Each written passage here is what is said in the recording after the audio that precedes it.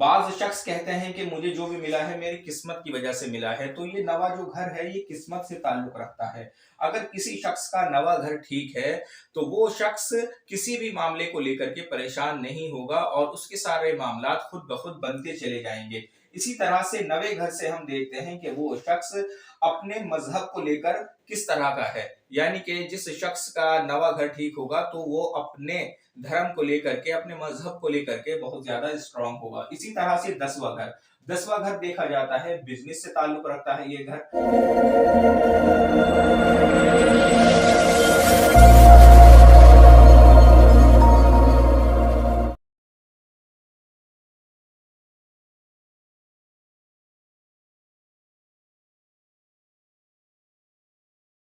अस्सलामुअलैकुम।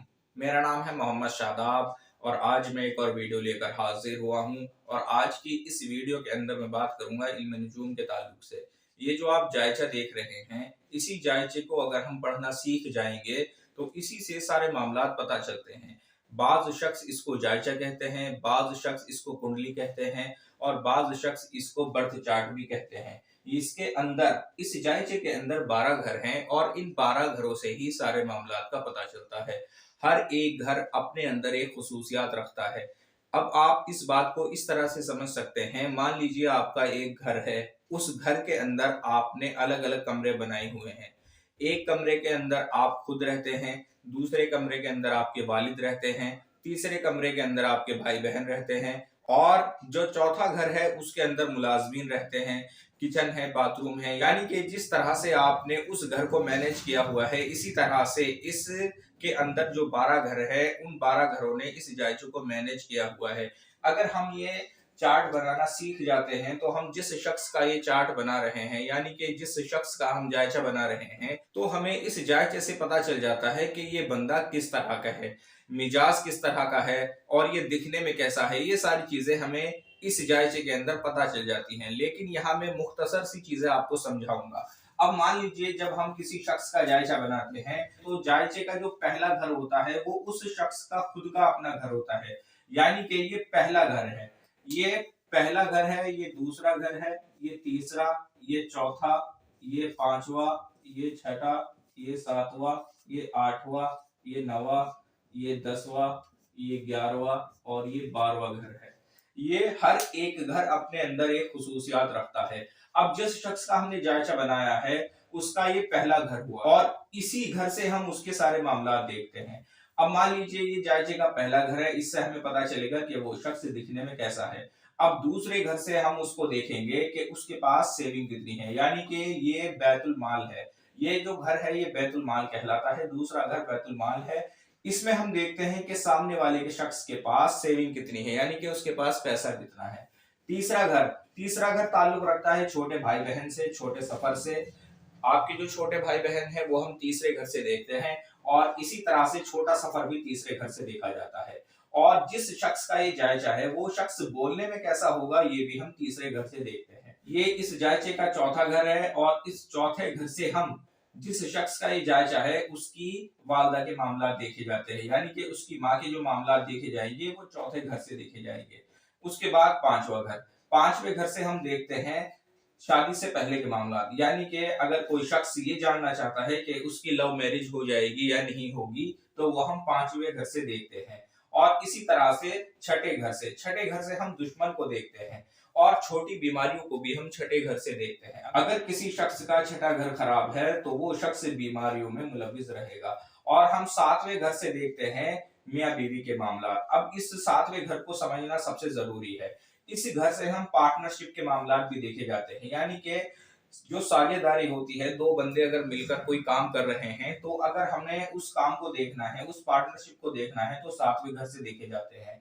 अब सातवें घर से हम एक चीज और देखते हैं, मान लीजिए अगर किसी ने ये जायचा बनवाया है, अगर शौहर ये जायचा बनवा रहा है और वो अपनी बीवी के मामला देखेगा तो वो सातवें घर से देखेगा।